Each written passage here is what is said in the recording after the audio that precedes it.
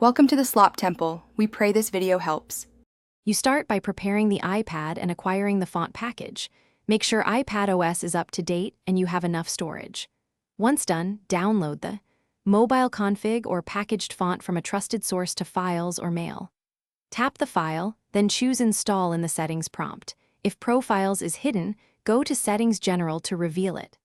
This gets the fonts onto the system and registers a profile so apps can access the new typefaces. Now you manage and activate the installed fonts so apps can use them. Open Settings, tap Fonts to inspect each family and toggle availability. Some fonts require enabling from the Profile Detail screen. If you used third-party font managers, open the app and follow its install chain, granting permission when requested.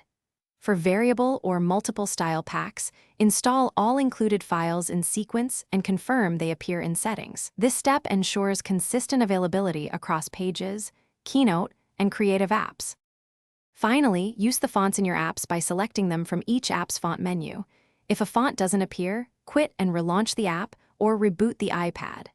To resolve install issues, remove the font profile via Settings General Profiles and reinstall the package cleanly. Make sure conflicting duplicate names aren't installed. If problems persist, clear the font manager cache, restart the device, and reinstall. This single troubleshooting step Thanks for watching. Consider subscribing if we helped you.